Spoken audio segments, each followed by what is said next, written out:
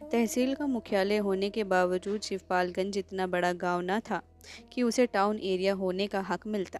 शिवपालगंज में एक गांव सभा थी और गांव वाले उसे गांव सभा ही बनाए रखना चाहते थे ताकि उन्हें टाउन एरिया वाली दर से ज़्यादा टैक्स न देना पड़े।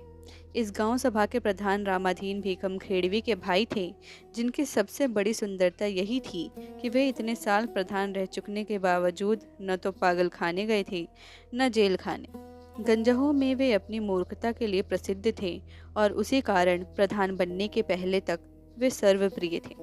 बाहर से अफसरों के आने पर गांव वाले उनको एक प्रकार से तश्तरी पर रखकर उनके सामने पेश करते थे और कभी कभी कह भी देते थे कि साहेब, शहर में जो लोग चुनकर जाते हैं उन्हें तो तुमने 1000 बार देखा होगा, अब एक बार यहाँ का भी माल देखते जाओ। गांव सभा के चुनाव जनवरी के महीने में होने थे और नवंबर तक लग चुका था। सवाल यह था कि इस बार किसको प्रधान बनाया जाए।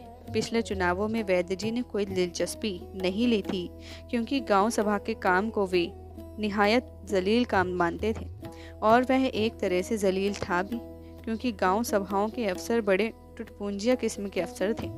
न उनके पास पुलिस का डंडा था, न तहसीलदार का रुतबा, और उनसे रोज रोज अपने काम का मुआयना कराने में आदमी की इज्जत गिर जाती थी। प्रधान को गांव सभा की ज़मीन जायदाद के लिए मुकदमे करने पड़ते थे और शहर के इजलास में वकीलों और हाकिमों को उनके साथ वैसा भी सलूक न था जो एक चोर का दूसरे चोर के साथ होता है। मुकदमेबाजी में दुनिया भर की दुश्मनी लेनी पड़ती थी और मुसीबत के वक्त पुलिस वाले सिर्फ मुस्कुरा देते थे और कभी कभी उन्हें मोटे अक्षरों में प्रधान जी कहकर थाने के बाहर का भूगोल समझाने लगते थे। पर इधर कुछ दिनों से वैद्य जी की रुचि गांव सभा में भी दिखने लगी थी, क्योंकि उन्होंने प्रधानमंत्री का एक भाषण किसी अखबार में पढ़ लिया था। उस भाषण में बताया गया था कि गांवों का उद्धार स्कूल, सहकारी समिति और गांव पंचायत के आधार पर ही हो सकता है। और अचानक वैद्य जी को लगा था कि वे अभी तक गांव का उद्धार सिर्फ कोऑपरेटिव यूनियन और कॉलेज के सहारे करते आ रहे थे और उनके हाथ में गांव पंचायत तो है ही नहीं। उन्होंने सोचा होगा, तभी शिवपालगंज का ठीक से उद्धार नहीं हो रहा है। यही तो मैं कहूँ कि क्या बात है। रुचि लेते ही कई बातें सामने आई। यह कि रामाधीन के भाई ने गांव सभा को चौपट कर दिया है। गांव की बंजर जमीन पर लोगों ने मनमाने कब्जे कर लिए हैं और निश्चय ही प्रधान ने रिश्वत ली है। गांव पंचायत के पास रुपया नहीं है और निश्चय ही प्रधान ने गबन किया है। गांव के भीतर बहुत गंदगी जमा हो गई है और प्रधान निश्चय ही सुअर का बच्चा है। थाने वालों ने प्रधान की शिकायत पर कई लोगों का चालान किया है, जिससे सिर्फ यही नतीजा निकलता है कि वह अब पुलिस का दलाल हो गया है। प्रधान को बंदूक का लाइसेंस मिल गया है, जो निश्चय ही डकैतियों के लिए उधार जाती है। और पिछले साल गांव में बजरंगी का कत्ल हुआ था, तो बूझो कि क्यों हुआ था। भंग पीने वालों में भंग पीसना एक कला है, कविता है, कार्रवाई है, कर्तव्य है, रस्म है। वैसे टके की पत्ती को चबाकर ऊपर से पानी पी लिया जाए तो अच्छा खासा नशा आ जाएगा, पर यह नशेबाजी सस्ती है। आदर्श यह है कि पत्ती के साथ बादाम, पिस्ता, गुलकंद, दूध मलाई आदि का प्रयोग किया जाए। भंग को इतना पीसा जाए कि लोढ़ा और सिल चिपककर एक हो जाए। पीने के पहले शंकर भगवान की तारीफ में छंद सुनाए जाएं और पूरी कार्रवाई को व्यक्तिगत न बनाकर उसे सामूहिक रूप दिया जाए। सनीचर का काम वैद्य जी की बैठक में भंग के इसी सामाजिक पहलू को उबारना था। इस समय भी वह रोज की तरह भंग पीस रहा था। उसे किसी ने पुकारा, सनीचर। सनीचर ने फुफकार कर फन जैसा सिर ऊपर उठाया। वैद्य जी ने कहा, भंग का काम किसी और को दे दो और यहाँ अंदर आ जाओ, जैसे कोई उसे मिनिस्ट्री से इस्तीफा देने को कह रहा हो।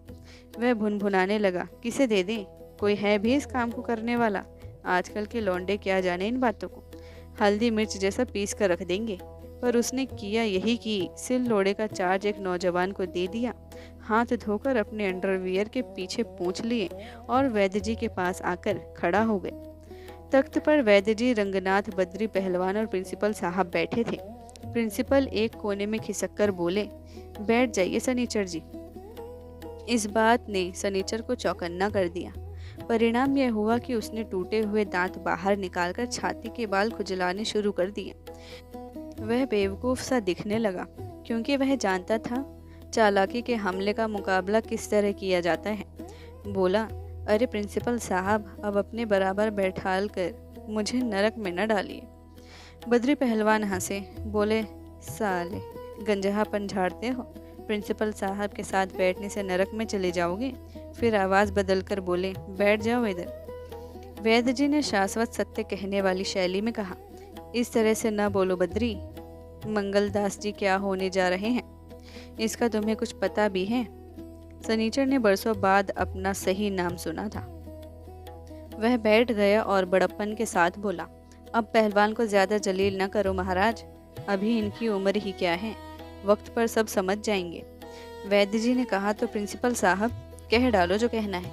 उन्होंने अवधि में कहना शुरू किया, कहे का कौनी बात है, आप लोग सब जनते हैं। फिर अपने को खड़ी बोली की सूली पर चढ़ाकर बोले, गांव सभा का चुनाव हो रहा है, यहाँ का प्रधान बड़ा आदमी होता है, वह कॉलेज कमेटी का मेंबर भी होता है, एक तरह से मेरा भी अफसर। वैद्य जी ने अकस्मात कहा, सुनो मंगलदास, इस बार हम लोग गांव सभा का प्रधान तुम्हें बनाएंगे। सनीचर का चेहरा टेढ़ा मेढ़ा होने लगा। उसने हाथ जोड़ दिए। उलक गात लोचन सलिल किसी गुप्त रोग से पीड़ित उपेक्षित कार्यकर्ता के पास किसी मेडिकल एसोसिएशन का चेयरमैन बनने का परवाना आ जाए तो उसकी क्या हालत होगी, वही सनीचर की हुई। फिर अपने को काबू में करके उसने कहा, अरे नहीं महाराज, मुझ जैसे नालायक को आपने इस लायक समझा, इतना बहुत है, पर मैं इस इज्जत के काबिल नहीं हूँ। सनीचर को अचंभा हुआ कि अचानक वह कितनी बढ़िया उर्दू छांट गया है। पर बद्री पहलवान ने कहा, अबे अभी से मत बहक, ऐसी बातें तो लोग प्रधान बनने के बाद कहते हैं, इन्हें तब तक के लिए बांधे रख। इतनी देर बाद रंगनाथ बातचीत में बैठा। सनीचर का कंधा थपथपाकर उसने कहा, लायक नालायक की बात नहीं है सनीचर, हम मानते हैं कि तुम नालायक हो, पर उससे क्या, प्रधान तुम खुद थोड़े ही बन रहे हो, वह तो तुम्हें जनता बना रही है, जनता जो चाहेगी करेगी, तुम कौन हो बोलने वाले। पहलवान ने कहा, लौंडे तुम्हें दिन रात बेवकूफ़ बनाते रहते हैं, तब तुम क्या करते हो, यही ना कि चुपचाप बेवकूफ़ बन जाते हो। प्रिंसिपल साहब ने पढ़े लिखे आदमी की तरह समझाते हुए कहा, हाँ भाई, प्रजातंत्र है, इसमें तो सब जगह इसी तरह होता है। सनीचर को जोश दिलाते हुए वे बोले, शाबाश सनीचर, हो जाओ तैयार। यह कहकर उन्होंने चढ़ जा बेटा सूली पर वाले अंदाज से सनीचर की ओर देखा। उसका सिर हिलना बंद हो गया था। प्रिंसिपल ने आखिरी धक्का दिया, प्रधान कोई गबड़ू घुसड़ू ही हो सकता है, भारी ओहदा है, पूरे गांव की जायदाद का मालिक, चाहे तो एक दिन में लाखों का वारा न्यारा कर दे, मुकामी हाकिम है, चाहे तो सारे गांव को 107 में चालान करके बंद कर दे। बड़े बड़े अफसर आकर उसके दरवाजे बैठते हैं, जिसकी चुगली खा दे उसका बैठना मुश्किल। कागज़ पर ज़रा सी मोहर मार दी और जब चाहा मनमाना तेल शक्कर निकाल लिया। गांव में उसके हुक्म के बिना कोई अपने घोड़े पर कूड़ा तक नहीं डाल सकता। सब उससे सलाह लेकर चलते हैं, सबकी कुंजी उसके पास है, हर लावारिस का वही वारिस है। क्या समझे? रंगनाथ को ये बातें आदर्शवाद से कुछ गिरी हुई जान पड़ रही थी। उसने कहा, तुम तो मास्टर साहब प्रधान को पूरा डाकू बनाए दे रहे हो। हे कहकर प्रिंसिपल ने ऐसा प्रकट किया जैसे वे जानबूझकर ऐसी मूर्खतापूर्ण बातें कर रहे हों। यह उनका ढंग था, जिसके द्वारा बेवकूफ़ी करते करते वे अपने श्रोताओं को यह भी जता देते थे कि मैं अपनी बेवकूफ़ी से परिचित हूँ और इसलिए बेवकूफ़ नहीं हूँ। हे रंगनाथ बाबू, आपने भी क्या सोच लिया, मैं तो मौजूदा प्रधान की बातें बता रहा था। रंगनाथ ने प्रिंसिपल को गौर से देखा। यह आदमी अपनी बेवकूफ़ी को भी अपने दुश्मन के ऊपर ठोककर उसे बदनाम कर रहा है। समझदारी के हथियार से तो अपने विरोधियों को सभी मारते हैं, पर यहाँ बेवकूफ़ी के हथियार से विरोधी को उखाड़ा जा रहा है। थोड़ी देर के लिए खन्ना मास्टर और उनके साथियों के बारे में वह निराश हो गया। उसने समझ लिया कि प्रिंसिपल का मुकाबला करने के लिए कुछ और मजे हुए खिलाड़ी की ज़रूरत है। सनीचर कह रहा था, पर बद्री भैया, इतने बड़े बड़े हाकिम प्रधान के दरवाजे पर आते हैं, अपना तो कोई दरवाज़ा ही नहीं है, देख तो रहे हो, वह टूटहा छप्पर। बद्री पहलवान हमेशा से सनीचर से अधिक बातें करने में अपनी तौहीन समझते थे। उन्हें संदेह हुआ कि आज मौका पाकर यह मुंह लगा जा रहा है, इसलिए वह उठकर खड़े हो गए। कमर से गिरती हुई लुंगी को चारों ओर से लपेटकर हुए बोले, घबराओ नहीं, एक दिया सलाई तुम्हारे टूटे छप्पर में भी लगाए देता हूँ, यह चिंता अभी दूर हुए जाती है। कहकर वे घर के अंदर चले गए। यह मजाक था, ऐसा समझकर पहले प्रिंसिपल साहब हंसे, फिर सनीचर भी हंसा। रंगनाथ की समझ में आते आते बात दूसरी ओर चली गई थी। वैद्य जी ने कहा, क्यों, मेरा स्थान तो है ही, आनंद से यहाँ बैठे रहना, सभी अधिकारियों का यहीं से स्वागत करना, कुछ दिन बाद पक्का पंचायत घर बन जाएगा तो उसी में जाकर रहना, वहीं से गांव सभा की सेवा करना। सनीचर ने फिर विनम्रता पूर्वक हाथ जोड़े सिर्फ यही कहा, मुझे क्या करना है, सारी दुनिया यही कहेगी कि आप लोगों के होते हुए शिवपालगंज में एक निठल्ले को। प्रिंसिपल ने अपनी चिर परिचित हैं और अवधि का प्रयोग करते हुए कहा। फिर बहकने लगे आप सनीचर जी, हमारे इधर राजापुर की गांव सभा में वहां के बाबू साहब ने अपने हलवाहे को प्रधान बनाया है, कोई बड़ा आदमी इस धक्का पेल में खुद कहाँ पड़ता है। प्रिंसिपल साहब बिना किसी कुंठा के कहते रहे और मैनेजर साहब उसी हलवाहे ने बनकर रंग बांध दिया। किस्सा मशहूर है कि एक बार तहसील में जलसा हुआ, डिप्टी साहब आए थे, सभी प्रधान बैठे थे, उन्हें फर्श पर दरी बिछाकर बैठाया गया था। डिप्टी साहब कुर्सी पर बैठे थे, तभी हलवाहे राम ने कहा कि यह कहाँ का न्याय है कि हमें बुलाकर फर्श पर बैठाया जाए और डिप्टी साहब कुर्सी पर बैठे। डिप्टी साहब भी नए लौंडे थे, ऐंठ गए, फिर तो दोनों तरफ इज्जत का मामला पड़ गया। प्रधान लोग हलवाहे राम के साथ हो गए, इनकलाब जिंदाबाद के नारे लगने लगे। डिप्टी साहब वहीं कुर्सी दबाए शांति शांति चिल्लाते रहे, पर कहाँ की शांति और कहाँ की शकुंतला। प्रधानों में सभा में बैठने से इनकार कर दिया और राजापुर का हलवाहा तहसीली क्षेत्र का नेता बन बैठा। दूसरे ही दिन 3 पार्टियों ने अर्जी भेजी कि हमारे मेंबर बन जाओ, पर बाबू साहब ने मना कर दिया कि खबरदार, अभी कुछ नहीं, हम जब जिस पार्टी को बताएं उसी के मेंबर बन जाना। सनीचर के कानों में इनकलाब जिंदाबाद के नारे लग रहे थे। उसकी कल्पना में एक नंग धड़ंग अंडरवियरधारी आदमी के पीछे 100-200 आदमी बाँह उठा उठाकर चीख रहे थे। वैद्य जी बोले, यह अशिष्टता थी, मैं प्रधान होता तो उठकर चला आता, फिर 2 मास बाद अपनी गांव सभा में उत्सव करता, डिप्टी साहब को भी आमंत्रित करता, उन्हें फर्श पर बैठाल देता, उसके बाद स्वयं कुर्सी पर बैठकर व्याख्यान देते हुए कहता कि बंधुओं, मुझे कुर्सी पर बैठने में स्वाभाविक कष्ट है, पर अतिथि सत्कार का यह नियम डिप्टी साहब ने अमुक तिथि को हमें तहसील में बुलाकर सिखाया था, अतः उनकी शिक्षा के आधार पर मुझे इस असुविधा को स्वीकार करना पड़ा है। कहकर वैद्य जी आत्मसंतोष के साथ ठठाकर हंसे। रंगनाथ का समर्थन पाने के लिए बोले, क्यों बेटा, यही उचित होता ना।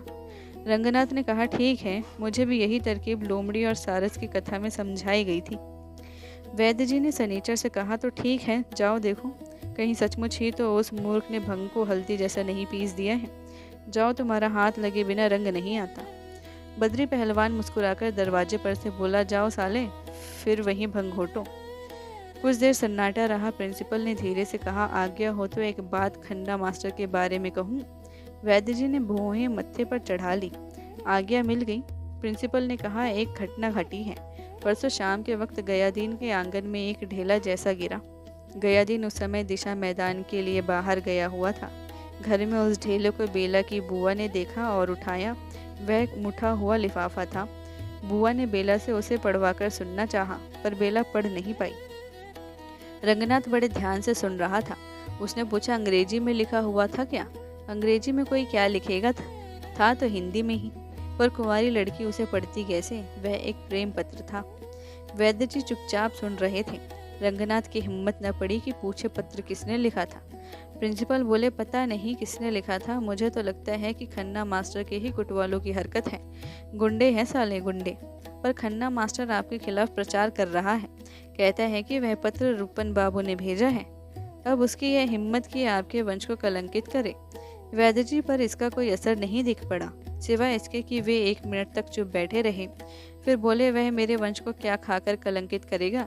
कलंकित तो वह गयादीन के वंश को कर रहा है, कन्या तो उन्हीं की है। प्रिंसिपल साहब थोड़ी देर वैद्य जी का मुंह देखते रहे, पर उनका चेहरा बिल्कुल रिटायर हो चुका था। घबराहट में प्रिंसिपल साहब लुढ़ककर अवधि के फर्श पर आ गिरे। दूसरी ओर देखते हुए बोले, लाओ भैया सनीचर, जल्दी से ठंडाई वंडाई ले आओ, कॉलेज में लेबर छोटे का समय हवई रहा है। दोस्तों, राग दरबारी उपन्यास का भाग 13 पूर्ण हुआ। इसी क्रम में और वीडियोस को सुनने के लिए चैनल को सब्सक्राइब करें एवं हमारे साथ इस सफ़र में आगे बढ़ें। धन्यवाद।